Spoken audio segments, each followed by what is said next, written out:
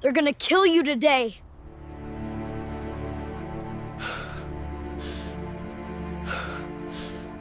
Don't move. Follow me.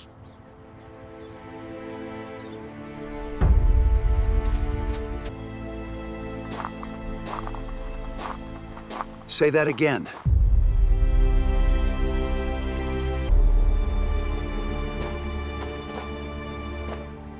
Mr. Cordell? It has to look like an accident.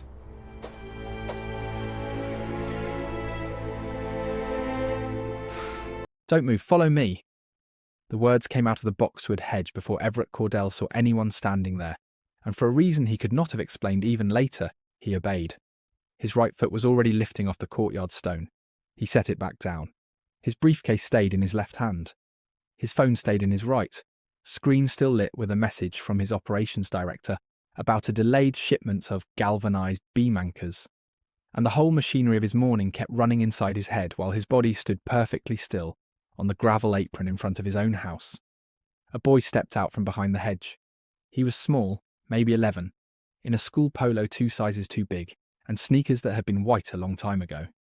Everett recognised the face, the way a man recognises a face he has passed 100 times without ever once attaching a name to it. The cook's son. He had seen the boy carrying crates of produce from the delivery van, riding a bicycle in slow circles near the staff lane, sitting on the low wall by the greenhouse with a school tablet balanced on his knees. Say that again, Everett said. Don't move, sir. The boy's voice had dropped to almost nothing. Please, follow me. Don't let him see you looking at him. Everett didn't turn his head. That surprised him afterward, when he had time to think about it.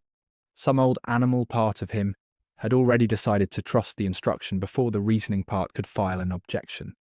He let his eyes drift sideways instead, past the fountain, down the long curve of the drive to the black sedan, idling at the bottom of the steps. The driver stood beside the rear passenger door, with his hand on the handle holding it open. He wore the dark jacket, the flat cap, the grey gloves. He was the right height and roughly the right build, and at 70 feet on a bright September morning, a man in a hurry would have seen exactly what he expected to see. But Desmond Pike had driven Everett Cordell for 6 years, and Desmond Pike never opened the rear door.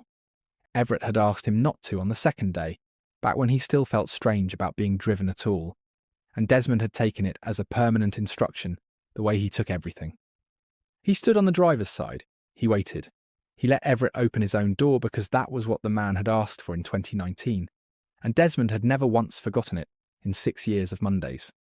The man at the bottom of the steps was holding the door open like a chauffeur in a film. Son, Everett said quietly, what's your name? Malachi, sir. Malachi Brooks. Malachi. He said it once, slowly, the way he repeated the names of people he intended to remember. Walk with me, don't run. Don't look back at the car. They walked. Everett kept his phone at chest height, and his eyes on the screen, and moved at the unhurried pace of a man who has remembered something he left inside, and the boy walked half a step behind him, with his hands jammed in his pockets, and together they went around the west corner of the house, past the pergola, past the row of clipped hornbeams, into the narrow service path between the garage block and the greenhouse where nothing was visible from the drive at all. Everett set down his briefcase. He crouched so his eyes were level with the boy's, and he saw then what he had not been able to see from a standing height. The kid had not slept.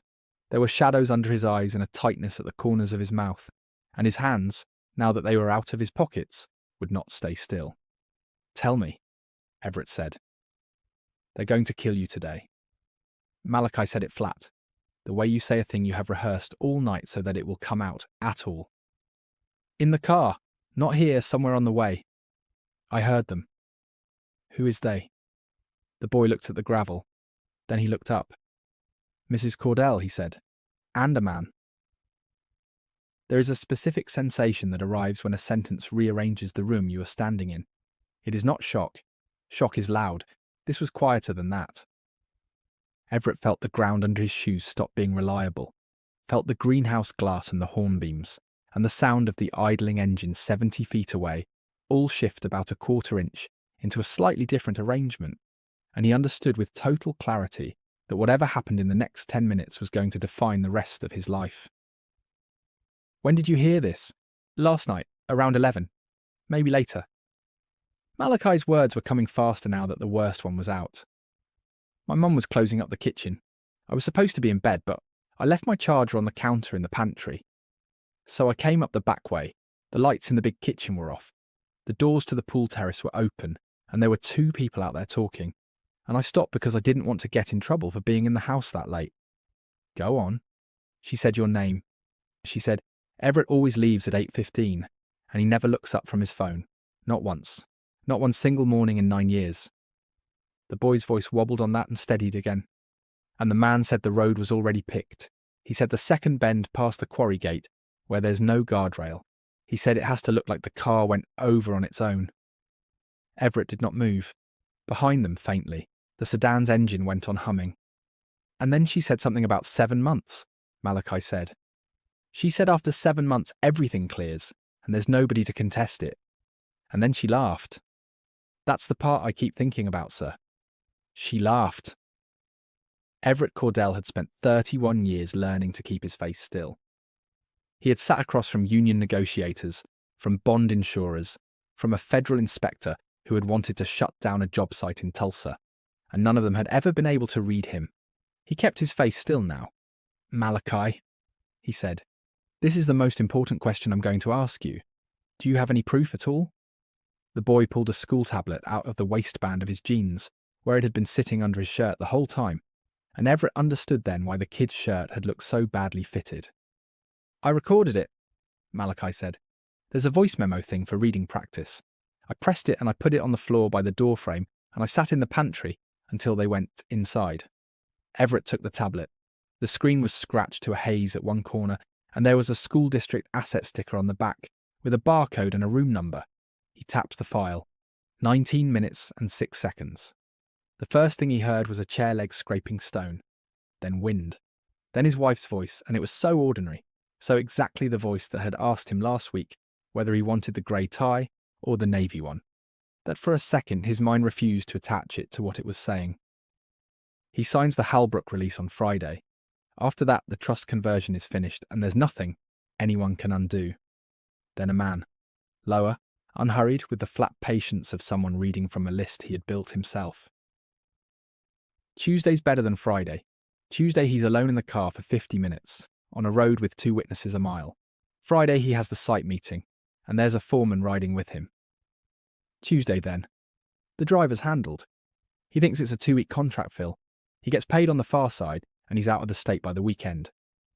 A pause, ice in a glass. "And the rider," the man said. 28 on the base policy. The accidental clause doubles it. 56 total, and the carrier can't invoke the contest window because the amendment is 14 months old now. I checked it twice with Halloran, and he doesn't know what he checked. "And the company?" "The shares move through the trust. There's no other beneficiary. His brother died in 2011. And there are no children. It's clean." Everett listened to his wife explain the architecture of his death in the tone she used for restaurant reservations. He listened to the man ask what happened afterward, and he listened to Sabine say that afterward there was nothing, that they would not be seen together for at least a year and a half. That impatience was the only thing that ever ruined an arrangement like this. He stopped it at 9 minutes. "Sir," Malachi said. Everett realised he had been standing motionless with the tablet in both hands for long enough that the boy had started to look frightened for a different reason.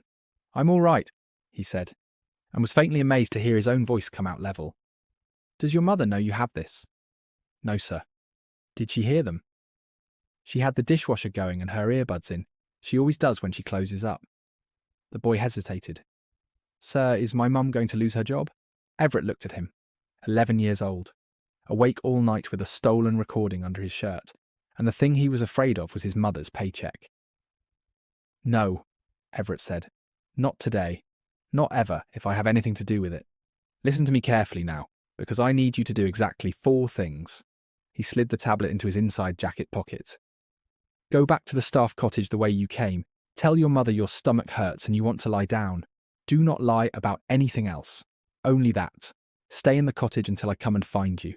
And if anyone asks you where I am this morning, You say you saw me get in the car at the gate like always. Can you do that? Malachi thought about it. He actually thought about it, which Everett noticed because most adults would have just nodded. Yes, sir, he said. But what are you going to do? I'm going to go be very boring, Everett said, for about 10 minutes. The boy went. Everett watched him vanish behind the hornbeams, and then he took out his own phone and called the one number he had never in 22 years had a reason to call before 9 in the morning. Warren Teague picked up on the second ring. You're supposed to be in a car. Warren, I need you to listen and not interrupt, and then I need you to move faster than you have ever moved for me. There was a small change in the quality of the silence on the other end. Warren Teague had been Everett's attorney since the company was 4 trucks and a leased yard in Duquesne, and he had heard that particular flatness in Everett's voice exactly twice, once during the receivership fight in 2008 and once on the night Everett's brother died. Go, he said. Someone has replaced my driver. There is a man at the bottom of my steps in Desmond's jacket who is not Desmond. I have a recording of my wife and an unidentified male planning my death on a road outside the Verrick quarry, and I have reason to believe there is a life insurance amendment I never made. Warren did not say anything for about 3 seconds. Where are you standing? Behind my own garage. Is there a way out of that property that does not involve that car? There's a service gate on the west lane. Take it. Walk, don't call anyone else. I want you in the parking lot behind the Rowan Street Diner in 40 minutes. And I want the recording untouched. Do not email it. Do not upload it. Do not text it. Physical device only. Everett. A pause. Does she know you know? No. Then that is the single most valuable thing you own right now. Protect it. The line went dead. Everett stood with the phone against his chest for a moment, and then he did something that took more discipline than anything he had done in his professional life. He walked back around the house, up the front steps, and into his own foyer, in full view of the man holding the car door open. The house smelled the way it always smelled at 8:20 in the morning, coffee and cut hydrangeas, and the faint chlorine drift from the pool terrace. Sabine was at the console table by the mirror, fastening an earring. You forgot something, she said without turning. The Holbrook file. I think it's on the credenza. You'd forget your own head. She caught his eye in the mirror and smiled, and the smile was warm and slightly amused and completely, seamlessly ordinary. And Everett looked at it and felt the last small piece of hope he had been holding go quietly out like a pilot light. Probably, he said. He went into his study. He opened the credenza. He closed it. He picked up a manila folder off the desk that contained nothing but a printed schedule of aggregate deliveries, and he stood there for 30 seconds looking at the wall, because he wanted anyone reconstructing this morning later to be able to say that Everett Cordell had gone into his study and come out with a folder. Then he walked back through the foyer holding it up. Found it. Now go, you're already late. He crossed to her and kissed her cheek, just below the ear, the way he had every weekday morning for 9 years. Her perfume was the same one she had worn since Positano. He had bought her the last 4 bottles himself. I love you, she said. He smiled at her and didn't answer because he could not, and she did not notice because she had already turned back to the mirror. Outside, the morning was very bright. Everett came down the steps with his phone up and his eyes on the screen, scrolling an inbox he was not reading, and he walked at exactly the pace he walked every day. The driver straightened. The rear door stood open and waiting. At about 15 feet, without breaking stride and without lifting his head, Everett adjusted his heading maybe 8 degrees. He walked past the car. He heard the driver shift his weight on the gravel. He heard a half-second of hesitation, the sound of a man who's been given precise instructions that do not cover this. Mr. Cordell? Everett raised the phone to his ear. Yes, I'm coming out now, he said clearly, to nobody. No, meet me at the top of the lane, the drive's blocked. He kept walking. He reached the west service gate. He pushed the latch, stepped through onto the lane, and let it swing shut behind him, and the whole time his back felt like a door standing open in a storm. The car did not follow. It could not. There was nothing in the plan for a man who walks past his own murder. Everett walked 400 yards up the lane, turned onto Kessler Road, and only then let himself lean against a utility pole for a moment. His hands were shaking. He watched them do it with a kind of clinical interest, the way you might watch weather through a window. Then he called Desmond Pike. Mr. Caudle? Desmond sounded startled. Everything all right? I thought you were on the contract cover this week. Everett closed his eyes. Tell me about that, he said. The text from scheduling came in last Tuesday, said the company was moving to a vetted third-party service for a trial period, and I was on paid leave through the end of the month. It came through the normal thread, sir. Right formatting, right sender ID. I called Bethany to ask about the pay period, and she said she'd look into it and never got back to me, and I figured that was just Bethany. Desmond, where's your car right now? In my driveway, why? Get in it. Drive to the Rowan Street diner and park behind the building. Don't come near the house. Don't answer any call from the house. Or from my wife. I'll explain everything in half an hour, and I'm sorry. He hung up and stood on the shoulder of Kessler Road as a school bus went by, and he thought about the fact that someone had spent a week building the conditions of his death out of forged text messages and paid leave, and that it had all been done from inside his own house by someone with access to his calendar, his staffing system, and his signature. His phone rang. The screen said Sabine. He let it ring twice. Then he answered, because not answering would have told her more than anything he could say. Everett, where are you? The warmth was still there, but it had thinned. The driver called the house. He says you walked right past a car and got into another vehicle. There was something wrong with him, Everett said. It wasn't Desmond. Different man, different plate. And he was wearing gloves in September. I called the office and there's no record of a driver change. I didn't like it, so I left. The silence on the line lasted about a second and a half, and Everett could almost feel her running the calculation, weighing what she could safely say against what she could not. That's frightening, Sabine said. Are you all right? I'm fine, I'm with Warren. Should I call the police? Warren's handling it. The company's looking into whether it was a robbery set-up. There have been a few of those in the county. A robbery? She let that settle. God, Everett, come home, please. We'll figure it out together. I will, he said. I'll see you tonight. He put the phone face down on the pole's crossbrace for a second, the way you set down something hot. Warren Teague was already in the back corner booth of the Rowan Street diner when Everett came in, with 2 cups of coffee and a leather portfolio, and the same charcoal suit he wore to every meeting, regardless of what it was worth. Desmond Pike sat at the counter near the door, with his back to the room, and his eyes on the parking lot, and he did not turn around, because Warren had told him not to. Everett slid into the booth and told the whole thing in about 11 minutes without stopping. Warren wrote nothing down and missed nothing, which was how he'd always listened. When it was finished, Warren opened the portfolio and laid 4 pages on the laminate. I had these inside 40 minutes of your call, he said. I have not slept properly since 2004, and I did not plan to start today. Your policy was written in 2013. Base coverage 4 million, which was appropriate for you at the time. It's been touched twice. The First Amendment was 2018, coverage to 12, and I was in the room for that one, and so were you. The Second Amendment was 14 months ago. He turned the 3rd page around. Coverage to 28 million. An accidental death and dismemberment rider added, which doubles the benefit under qualifying circumstances. Every conditional clause in the beneficiary language stripped out. Sabine as sole and unconditional beneficiary. No contest window. No exclusion period. Everett looked at the signature at the bottom of the page. It was his. The pressure was right. The slant was right. The odd little hook he put on the C was right. I never signed this. I know you didn't. You were in Cleveland that week for the Halbrook groundbreaking. And I know that because I was standing next to you in a hard hat. Warren tapped the notary block. This was executed in a strip mall office in Belafonte. The notary's name is Loretta Quiggs. She surrendered her commission 11 months ago, sold her house, and moved to Nevada. Her phone has been out of service for 3 weeks. They bought her.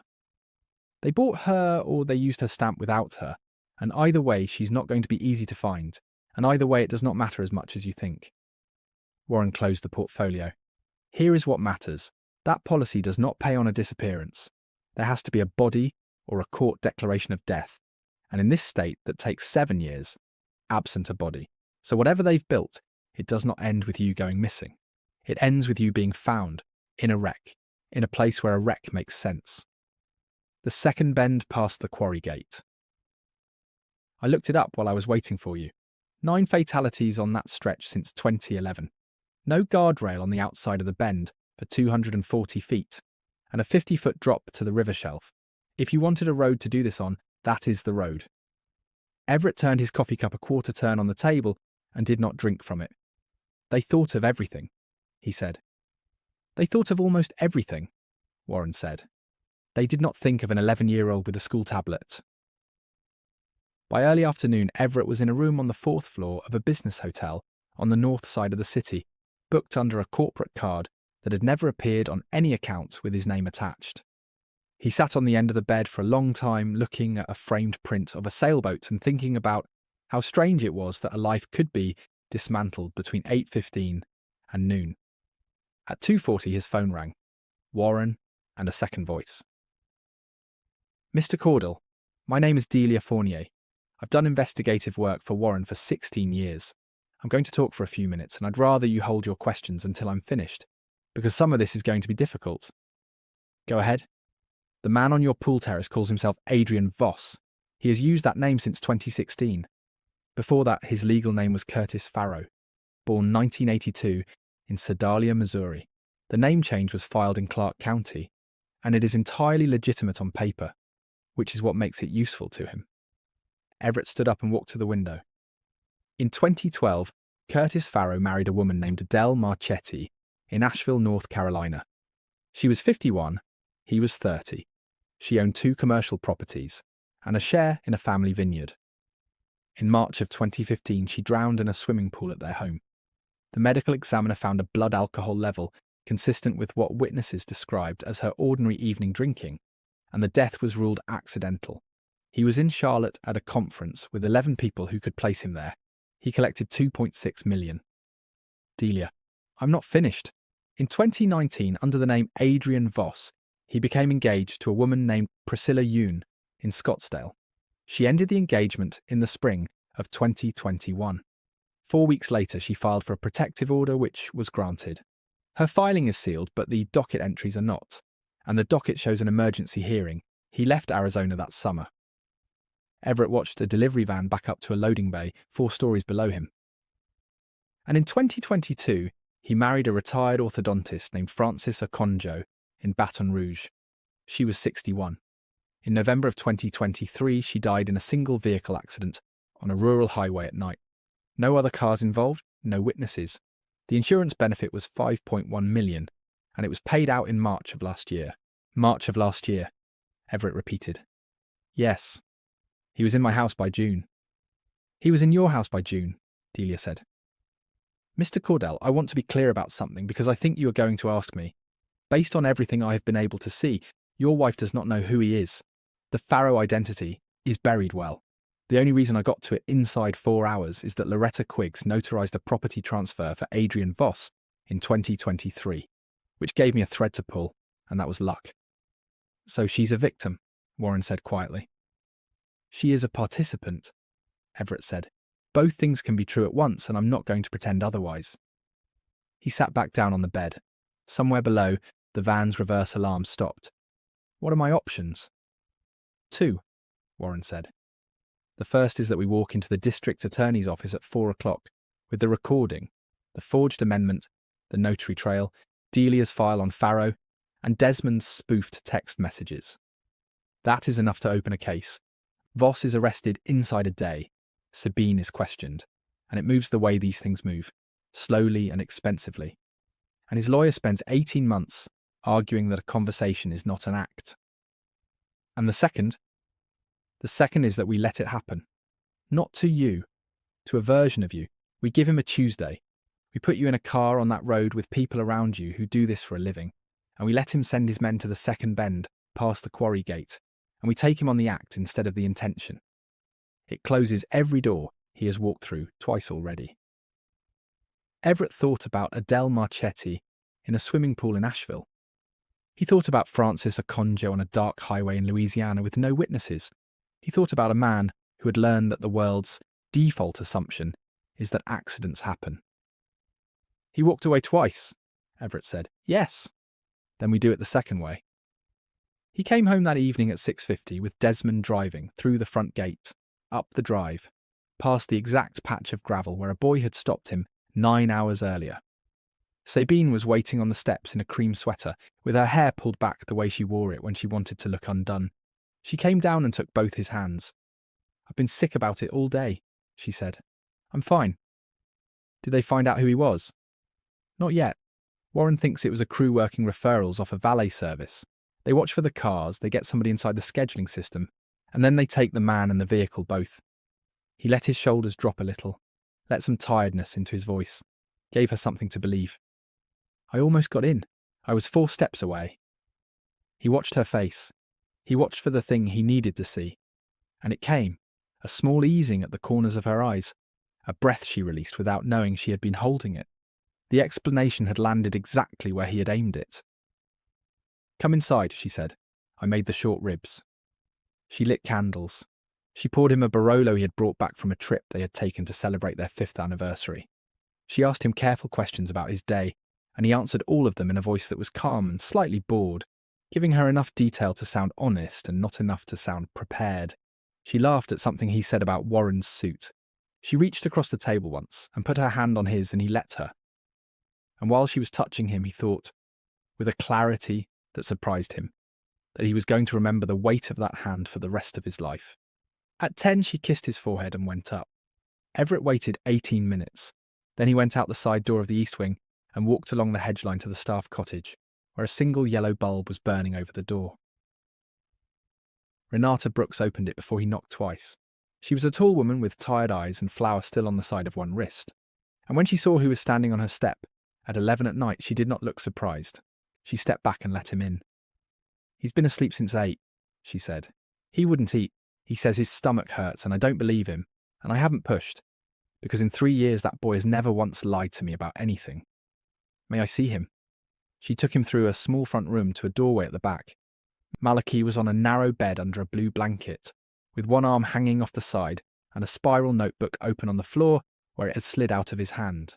The pages were covered with drawings. Cars mostly. Careful ones, with the wheel wells shaded properly. Everett stood in the doorway for a while. Then he sat down at Renata's kitchen table and told her as much as she needed, and not one word more. He told her there had been a plan against his life that morning. He told her that her son had seen something he should never have had to see, and had done something almost nobody does, and that because of it, Everett Cordell was sitting in her kitchen instead of at the bottom of a river shelf outside the Verrick quarry.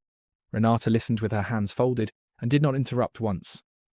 "I knew something was wrong with him," she said at the end. "He's been drawing the same thing over and over for 6 days, same car over and over." Her eyes were wet and nothing came out of them. "I asked him Wednesday. He said he was fine." "He was protecting you." "He shouldn't have to protect me. I'm the mother." She wiped her palm across the table where there was nothing to wipe.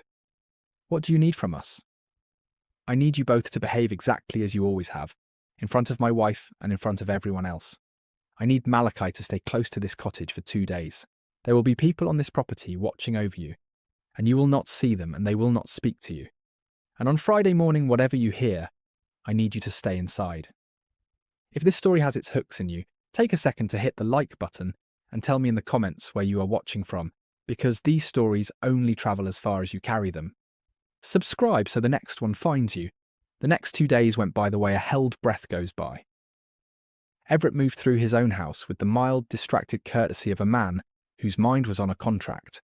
He took calls in the study with the door half open. He complained about the coffee. He kissed his wife on the cheek in the upstairs hallway on Wednesday afternoon and asked whether they should do something about the pool heater before October. He did not change one single habit, because every habit was a line in a story Sabine was reading, and one line out of place would have ended everything. On Thursday night over dinner, he mentioned it. "I have to go up to the quarry Friday," he said. "Halbrook wants the aggregate contract signed at the site office, and I've pushed it twice already." Sabine set down her glass. She did not answer immediately. She picked up her fork, moved a piece of endive about an inch, and then looked up with an expression of perfectly calibrated concern. "After Monday?" "Desmond's driving. I told the company I'm not getting into a car with anybody else for the next year." "Good," she smiled. "That's sensible. It's a 40-minute run. I'll be home by 2.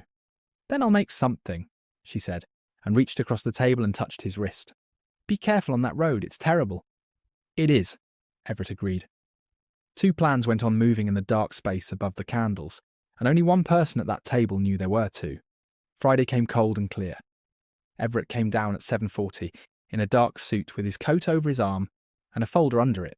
Sabine handed him his coffee at the kitchen island and straightened his collar with both hands. "Text me when you are leaving the site," she said. "I will." She kissed him at the door. Desmond was standing on the driver's side of the car with his hands at his sides, and the little wooden cross his daughter had made him in the 4th grade was hanging from the mirror where it had hung for 6 years. Everett opened his own rear door and got in. They went down the drive and out through the gate and turned north, and for the first 11 minutes neither of them said anything at all. "2 cars back," Desmond said finally. "Grey crossover. Picked us up at the light on 6th. "How many inside?" "2. "Delia's people?"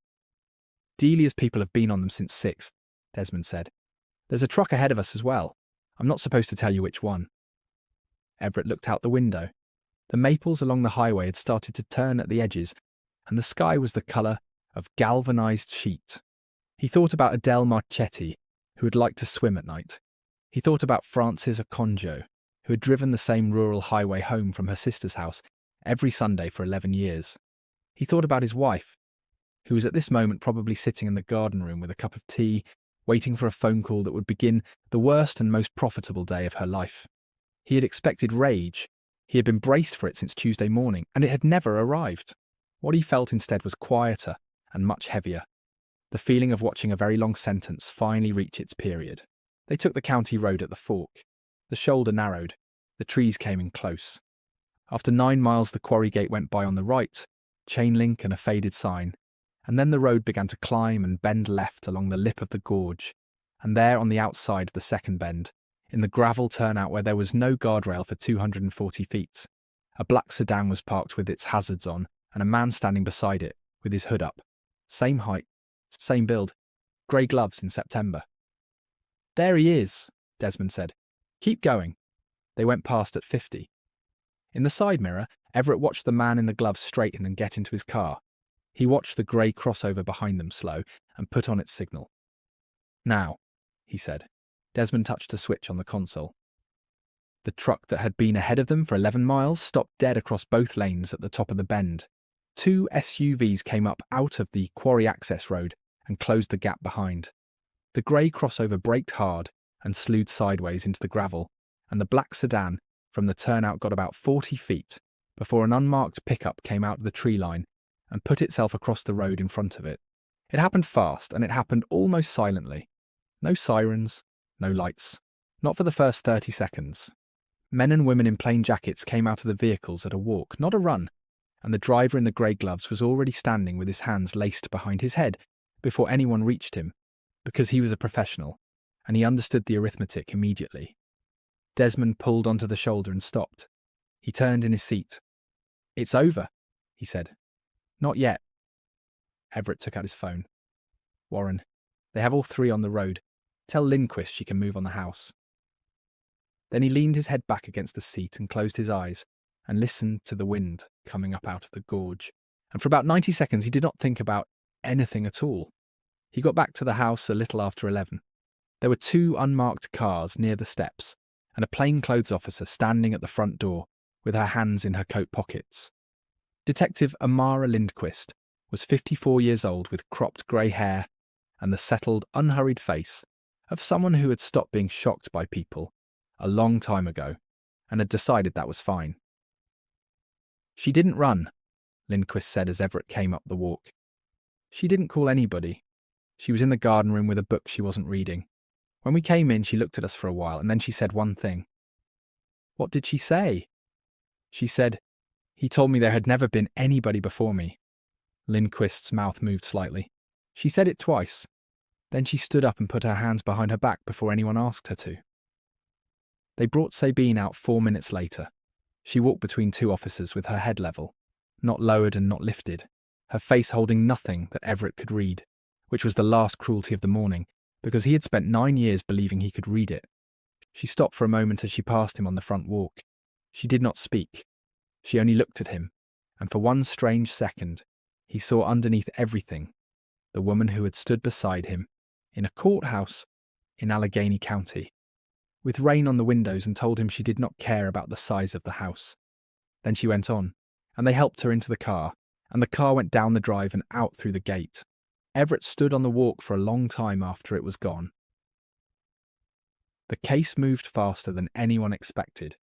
Curtis Farrow, who had introduced himself to Sabine Caudle at a hospital foundation gala as Adrian Voss, was charged inside 2 days with conspiracy to commit murder, solicitation, insurance fraud, forgery, and identity fraud. The Asheville drowning and the Baton Rouge highway death were both reopened within a month, and in Baton Rouge they found something in a repair shop's records that nobody had looked at in 2023. The driver in the grey gloves took a deal in the first week and named everyone, including a scheduling assistant in Everett's own office who had been paid $9,000 to send one text message from a company thread. The 19 minutes and 6 seconds on a school district tablet became the spine of the prosecution. Sabine was charged as a co-conspirator. She did not contest it. Her attorney told the court she wished to enter a plea, and the judge accepted it, and Everett was there for that hearing and no others, because he had decided there were some things a man does not need to watch twice in order to understand. The house changed after that. Not the way a house changes after a death, but the way one changes after a long fever finally breaks. Everett moved his bedroom to a smaller room on the east side, where the morning light came in clean. He sold 2 of the cars. He put Desmond Pike on the company payroll, with a title and a salary that Desmond argued about for 25 minutes before accepting. He hired a household manager named Doris Vance, who had run an inn in Vermont for 31 years, and who reorganized the pantry within a week. And slowly the place started to feel like somewhere people actually lived, instead of somewhere people performed. Renata Brooks stayed. Everett asked her whether she wanted to, and she took 4 days to think about it, which he respected, and then she said yes. She and Malachi moved into the Gatehouse cottage at the north end of the property, which had a real fireplace and a back room with windows on 2 sides. Malachi started at a new school in January. Everett paid for it and for the one after it, and set aside the rest in a way that Warren Teague structured, so that no future version of anybody could ever touch it. He did not call it a gift. He called it an investment in somebody who had already demonstrated what kind of man he was going to be. In April, on a Saturday, Everett walked out past the greenhouse and found Malachi sitting on the low stone wall with a notebook on his knees, drawing the delivery truck that was parked down by the service gate. Everett sat down beside him. "Still cars," he said. "They're hard," Malachi said. "The wheels are hard. If you get the wheels wrong, the whole thing looks wrong. My father used to say something like that about buildings." They sat there for a while and watched the wind go through the new leaves. "Mr. Caudle?" The boy did not look up from the page. "Do you still think about that morning?" Everett considered the question for a long time, because it deserved a real answer and not a comfortable one. "Most days," he said. "Not the way I did at first. Now what happens is I'll be doing something ordinary, standing at the kitchen counter or waiting at a light, and I'll hear an engine idling somewhere, and for about 2 seconds, I'm back on that gravel. And what I feel then isn't fear exactly. It's closer to gratitude that hasn't figured out how to sit still yet." Malachi nodded slowly. He understood it, in the way that children sometimes understand things that adults cannot manage to say. "My mum says doing the right thing usually costs you something," he said. "She says that's how you know it was the right thing." Everett looked out across the lawn toward the greenhouse glowing in the spring light. "Your mother," he said, "has been right about nearly everything since the day I met her. The truth of it is that danger almost never comes to us as a stranger. It sits at our table. It knows our schedules and our habits, and which door we use and what time we stop paying attention." Everett Caudle had spent 31 years learning to read the faces of people who wanted to take something from him, and the one face he never learned to read was the one across from him at dinner every night for 9 years. And the person who saw what he could not was an 11-year-old boy in a shirt 2 sizes too big, with no power, no standing, and nothing to gain by opening his mouth. He could have gone back to bed.